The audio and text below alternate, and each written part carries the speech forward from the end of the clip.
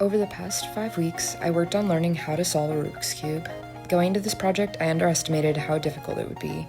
Between studying for school and exams and other responsibilities, it was hard to consistently find time and motivation to practice. However, even though I wasn't able to consistently solve the cube by the end of the project, I experienced all of the major motor learning concepts we discussed in class and saw meaningful improvement over time. During the cognitive stage, I spent most of my time simply trying to understand the process and the cube itself. Learning the algorithms felt similar to learning a new language or memorizing math formulas. I wasn't just moving the cube randomly, I had to memorize specific sequences and understand when to use them. I became frustrated often because every time I learned one step, there seemed to be another, even more complicated afterward. I constantly had to pause, rewind, and rewatch YouTube videos because I would forget algorithms or mix up the order of moves. During this stage, I used blocked and consistent practice by repeatedly practicing the same algorithms over and over. Most of my feedback was extrinsic from YouTube and online guides and my own written guides that helped me identify mistakes.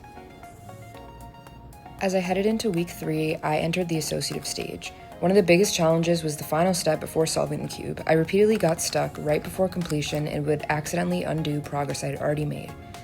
While frustrating, these mistakes actually helped me learn because they made my errors obvious. This is similar to error augmentation, where mistakes become easier to recognize and correct.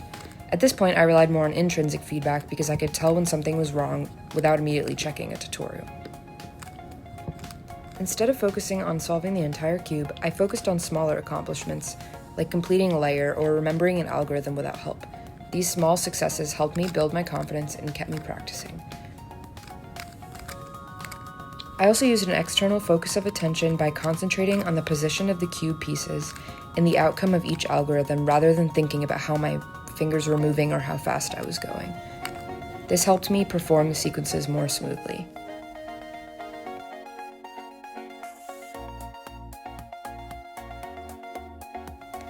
Although I wouldn't say that I'm a master at the Rubik's Cube, I have gained a much better understanding of how motor skills are learned specifically for this task, and I clearly progressed from needing constant instruction to independently performing many of the algorithms and recognizing my own errors.